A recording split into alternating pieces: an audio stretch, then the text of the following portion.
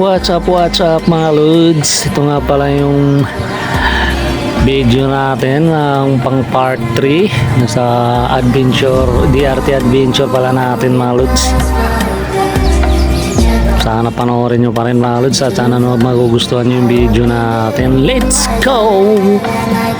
Magandang araw sa inyong lahat. Mga ata.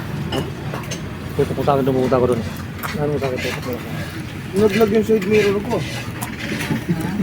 Ito lang sa mirror? Naglag na. At yun na nga, pagkatapos nga namin kumain, konting pahinga lang, mga 10 minutes, sabay diretso na naman sa rides papuntang DRT na naman mga lods. At nakapahinga na tayo, kaya tamang rides na naman tayo, lalarga na naman kami sa aming biyahe. Let's go! Sana panoorin nyo mga lods yung mga video natin, sana magustuhan nyo. Siyempre mga baguhan naman dyan, pakipalo na lang mga lods, and pa-like and share na lang din mga lods. Maraming salamat pa rin sa suportan nyo lahat. May hanap pa. Bakit? Yun ang tuloy-tuloy na kami dito mga lods, tayo paalis na naman. At dito pa lang tayo sa may bukanan ng DRT mga lods. Dito nga pala kami kumain, dito sa may parisan, sa mga lutong bahay. At napasarap din yung kain namin doon sa may sabaw ng sinigang. Napasarap din yung luto nila ate lalo chapsoy. Nakito, sigurado. Pati sabaw si Mot. Ay yun na nga, mabanti na nga ako dyan mga lods. Para magtutuloy-tuloy biyahe na naman tayo. Let's go! Yun na, si Ken din matras na rin dyan sa may parang susunod na rin sa akin at pagtuloy-tuloy na yung takbuhan natin ngayon. Angkas nga pala niya si Sian pa rin.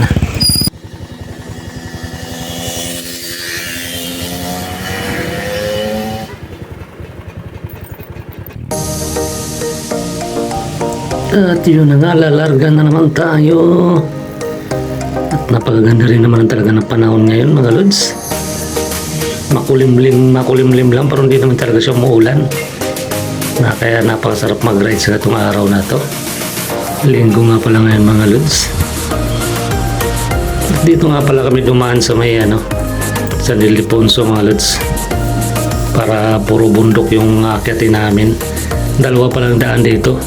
Meron din palang daan sa Santa Maria mga lods, tagos ng North Sagaray. Tapos North Sagaray tapos Angat. Kasunod ng Angat mga lods, DRT na yan. Kaya pinili lang namin dito na dumaan sa San Ildefonso para puro bundok yung madadaanan namin. Para challenge mga lods. Let's go! At kitang-kita nyo yung mga madadaanan dito. Napakaganda ng mga tanawin, yung mga nature na kapaligiran. Napakaganda pa na to tingnan. May mga nagbibilad pa nga ng palay dito mga lods. Kasi may mga gilid ng kalsada, probinsyang-probinsya talaga yung datingan. May mga nagbibilad pa ng palay sa gilid. Puro palayan din pala na sa gilid nito, sa mga puno ng mga mangga mga lods. Parang karamihan yung mga tao rito, mga nagpa-farm kasi luluwag na mga lupa. Parang napakaganda rin tumira talaga dito mga lodi. Napakasarap siguro tumira dito, tahimik. Pasensya na kayo malad sa boses ko, bigla nang maos. Parang nagkaroon ng bara-bara yung lalamunan ko. Ang lamig kasi mga lods ng panahon. Pero pa nga rito nagbibilad ng palay. At yung mga lods suminto nga malaw muna rito sa gilid. Inaayos ko nga muna yung camera natin. At pinahawakan ko nga muna dito kay Glyza. Nakitang-kita naman yung kalangitan dyan. Puting-puti, puro ulap. Ano lang yung panahon nitong araw na to mga lods. Makulimlim lang siya, hindi siya mainit. Pero hindi naman siya umulan. Pero katamaganda yung ganitong panahon mga lods. Makulimlim lang. Ganito yung napakasarap mag-rides. Kitang-kita nyo naman yung mga kapaligiran dito mga lods. Puro palayan at puro taniman. Napakaganda talaga siguro dito mga lods tumira. Nandyan nga lang pala sa sikid sa likod natin. Nakasunod lang pala silang dalawa ni Sian. At mamaya lang konti mga lods, sa akit na tayo doon sa may mga kabundukan. At tatambay muna tayo doon sa itaas at mag ano tayo doon, mitik-mitik tayo ng mga dumadang mga nakasingle na motor mga lods doon. Pupwesto tayo. Kasi meron din kasi minsan na ano rito mga lods, sa may ibang mga vlogger din dito.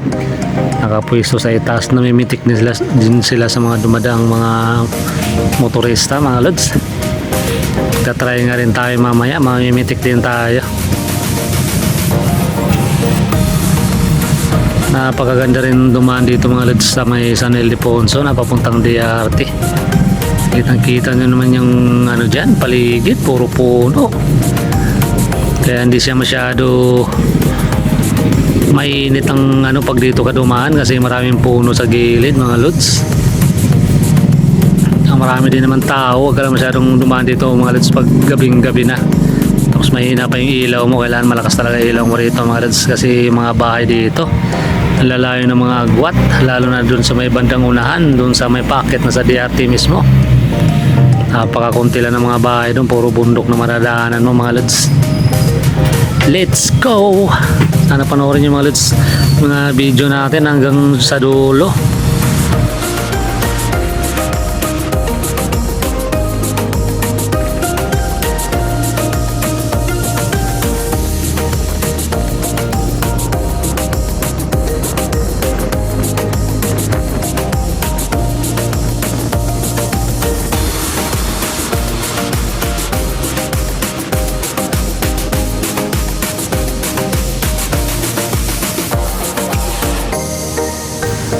At yun na nga, nandito na tayo sa may crossing. At kitang-kita nyo naman dito, puro truck na malalaki ang makakasabay natin dito mga lods. Ito na yung kalsadang pababa. Hindi lang halata sa video mga lods, puro pababang pababa to. Kailangan talaga, dubli ingat din kayo rito.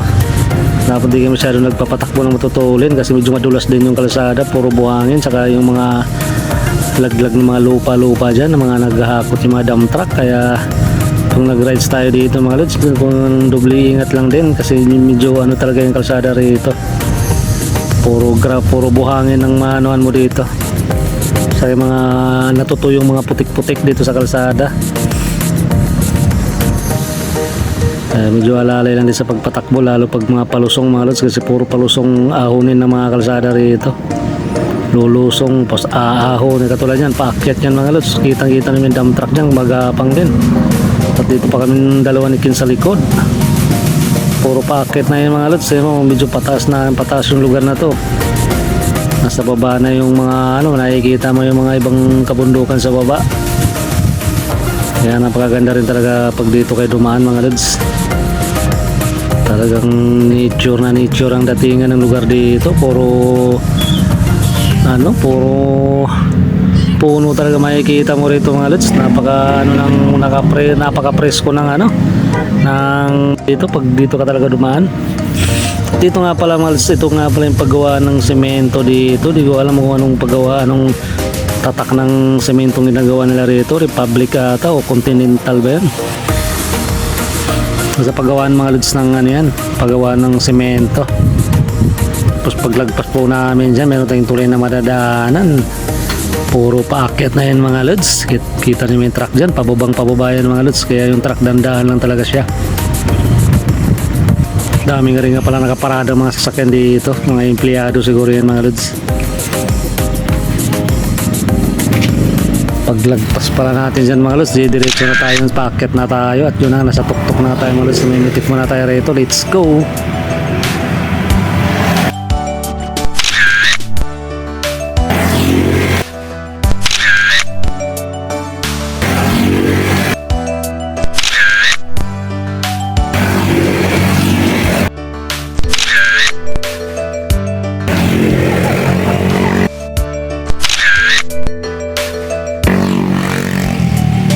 Ayan nga, doon, namimitik nga siya doon.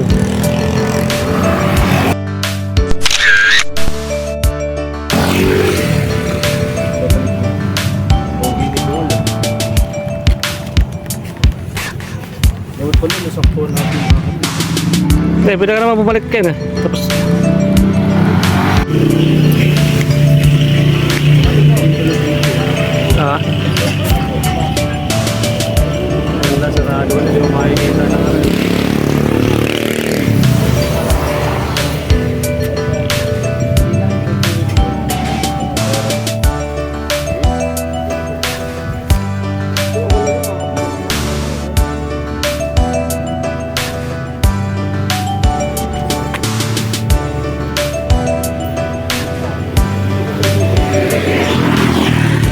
Wala pang kulong-kulong. Oh.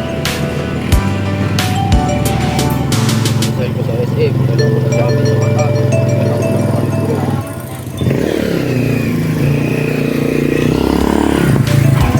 Pandesal. Pahinga yung tatlo. Ata, picture lang kita, te.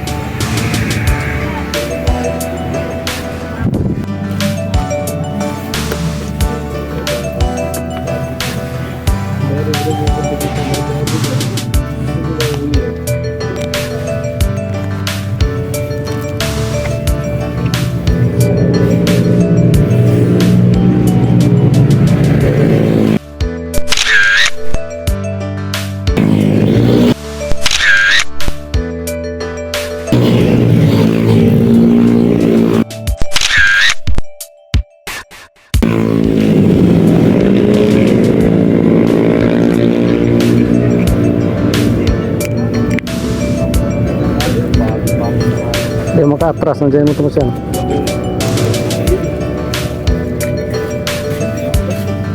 Yun lang.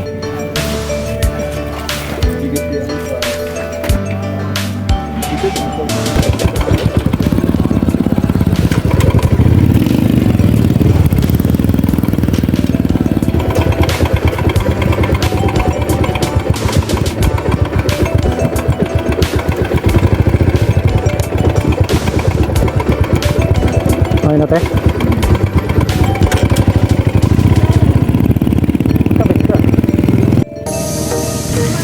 At yun na nga mga lods, nakapagpahinga na tayo ng 10 minutes.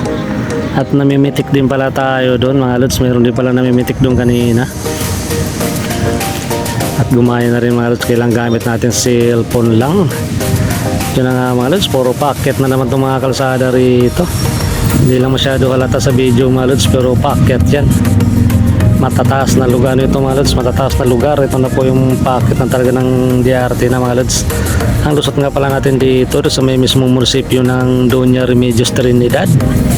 Maradaanan natin yung munisipyo ng ano dyan, DRT. Katabi po niya yung market ng ano, public market ng DRT mga lods. Kapag dinire-diretso yan, papunta na po ng arko ng ano yun, Welcome DRT. Palipag-uwi pala namin mamaya mga lods, doon na kami dadaan mamaya sa may papuntang arko ng Welcome DRT, sa may nakalagay na I Love DRT mga lods. Tagos na po yan, papuntang ano na yan mga lods, Angat, tapos North Sagaray, tapos Santa Maria to Marilao na mga lods, dire-diretso na yan. Medyo malapit-lapit lang yun doon mga lods pag doon ng daan. Tagos-tagusan lang kasi mga lodi, mga kalsada rito. Kitang-kita na mga lods yung kalsada rito, maganda, puro naka-espalto. Parang masarap mag-banking naman dito mga lods. Sa puro packet pababa, ayun ang taas niyan mga lods. Kitang-kita, may banking pa si lods nyo, banking pa. Mag-iingat ka lang mga lods sa asong biglang tatawid, sigurado gulong-gulong ka talaga yan mga lods. Kitang-kita nyo, pababa yan, tapos paakyat, kaya napakaganda talaga patakbo yun, oh. Biglang aakyat tapos biglang pababa mga lods. Pagka dating mo sa tuktok, parang ihigupin yung tiyan mo, lalo pag medyo mabilis yung takbo mo mga lods. Kaya dapat talaga doble ingat sa pagdadrive dito mga lods, lalo yung mga kasero dyan, doble ingat na lang din kayo kasi mahirap na rin pag sumimpla kayo rito. Sa Gidli kayo pupulotin at kitang-kita nyo naman mga lods yung kalsada, napakaganda patakbo ng matulin dito. At meron din para silang checkpoint dito mga lods, pero wala naman, hindi naman sila nanguhuli. Kitang-kita nyo naman yung lugar dyan. Marami na rin pala mga bahay na ano rito mga lods, na mga nakatira. Yun na mga lods, malapit-lapit na nga tayo dito sa may munisipyo ng ano, DRT. Paglagpas po natin ng munisipyo ng DRT mga lods, sa may bandang unahan, sa may eskwelahan, may crossing po dyan. Pag diniretso mo yan, papuntang I Love DRT. Pero pag kumaliwa ka mga lods, papuntang ano yan, Caribbean Resort. Tapos pag dinire-diretso mo yan mga lods, yung Caribbean Resort, dire-diretso yan papuntang Barangay Bayabas. Doon na pa natin makikita yung Poning Cave. At marami na nga rin pala kayong ilog na madadaanan dito mga lods. Kahit saan pwede kayong maligo kasi malinis naman yung ilog dito. Kaya kami may madala rin kaming short para pakita paano magka-timpasaw naman to mamaya mga lods. Let's go!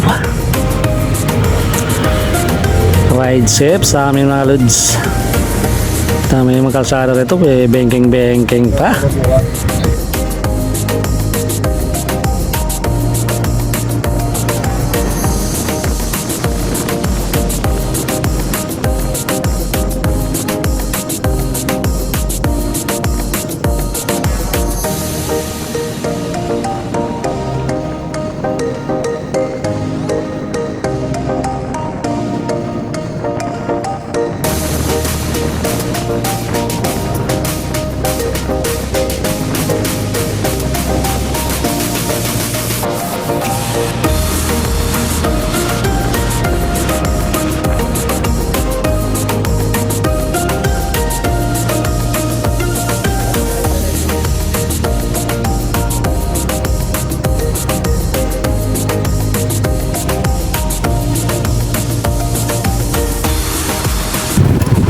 Okay pa ba yung gasolina mo?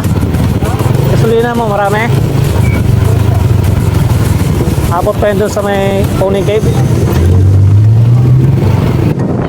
At yun ang mga halos nakikita nyo yung kalsada dyan, Paway. Yung pag diniretso mo yun mga halos papuntang I Love DRT. Itong pinasukan namin kaliwa, papuntang ano yan mga halos, papuntang Caribbean Resort. Mali pag diniretso po yan mga halos, ang tagos na ito Barangay Bayabas.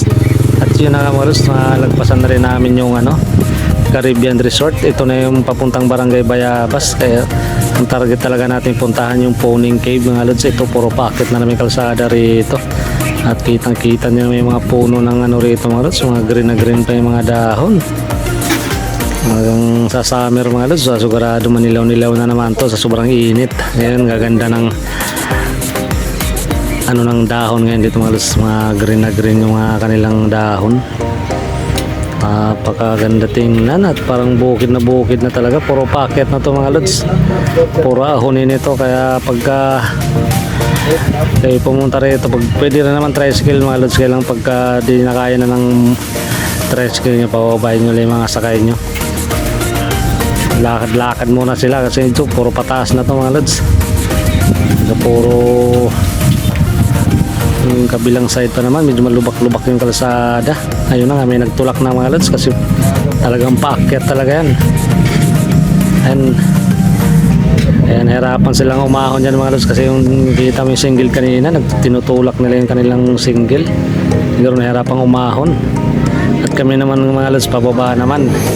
Kailan pagbalik namin ito mamaya, sigurado puro ahon ang gagawin natin dito. Kita mo yung mga lods ng kalsada dyan, pababa. Kaya lalay lang din talaga yung takbo natin dito, mahirap na. Pag gumugulong-gulong ka rito mga doon, sasagingan ng punta mo, sigurado.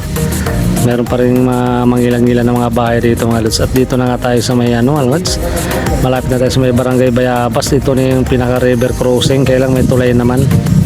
Pwede rin pala kayo bumaba dyan mga lods kung maghugas ka ng motor o maghugas ka ng sasakyan. Yan, pwede yan dyan mga lods. At mayroon din palang naliligo sa dulo, marami.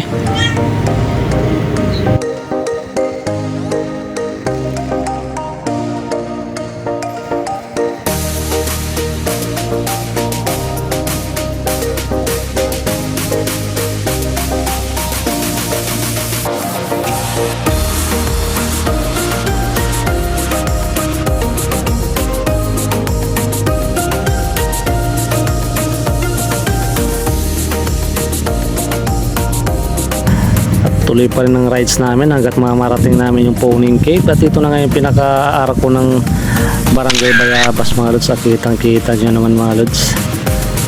Ayan ang Barangay Bayabas, yung pinaka-arko nila.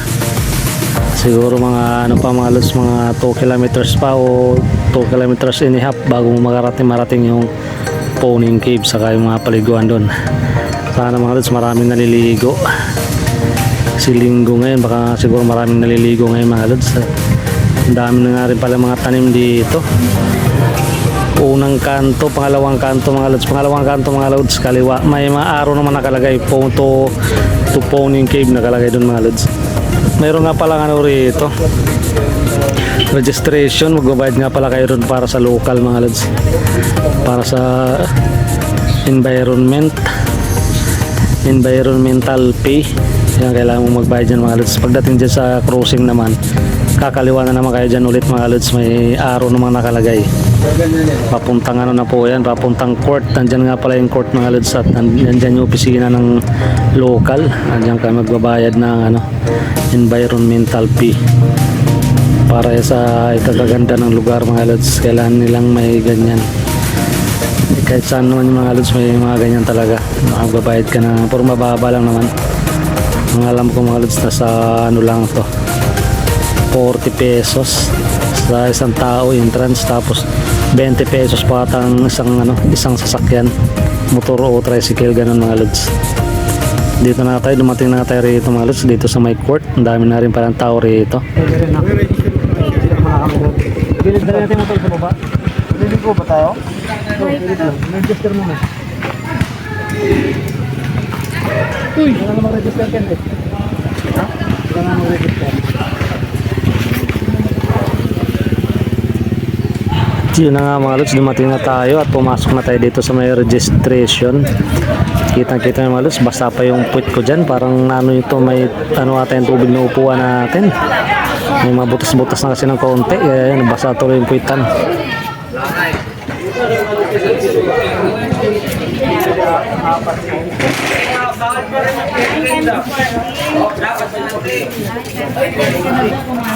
Ilan po kami, 40 pesos po pagpapakain. 900, 500. Bukas daw siya. Pwede daw siya na ma'am. Okay na.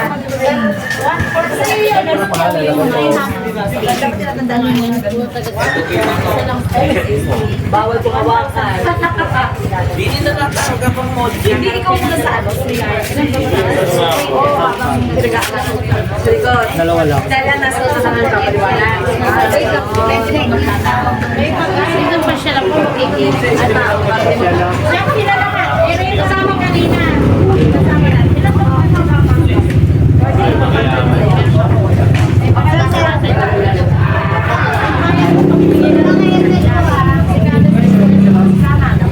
Pwede naman sir kung gusto niyo po ibaba. Pwede naman po ibaba. Pero mas magandang na po dyan sa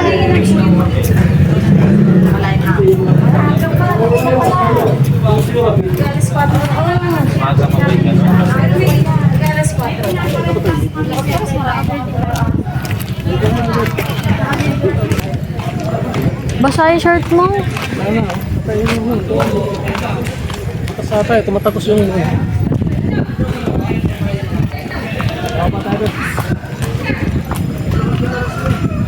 na lang kayo, te.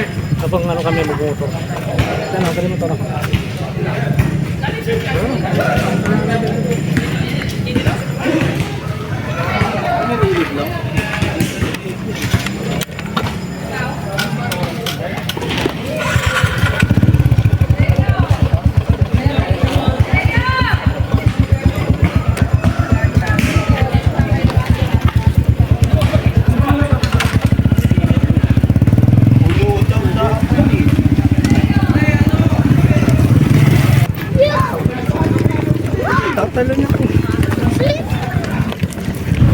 At yun na nga mga lods, nakapagbayad na tayo. Tayo bababa na rito sa may parking, saka rito sa may mga cottage.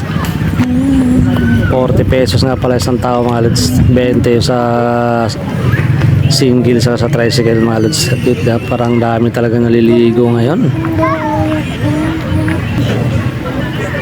Pwede rin pala mga lods, dalhin nyo yung mga sasakyan na dito sa baba. Pwede nyo itabi sa mga cottage dito. Marami nga rin pala dito mga nagtatayo ng tent sa mga gilid-gilid lang ng ano, ilog, saka dito sa may malapit sa mga puno mga lods, para hindi na sila kukuha ng tent. Ang dami rin pala naliligo ngayon. At yun na mga lods, dumating na kami dito sa may mga paliguan. At hanggang dito lang din yung video natin mga lods. Abangan nyo yung pang part 4 natin mga lods, yung swimming episode. Maraming salamat po.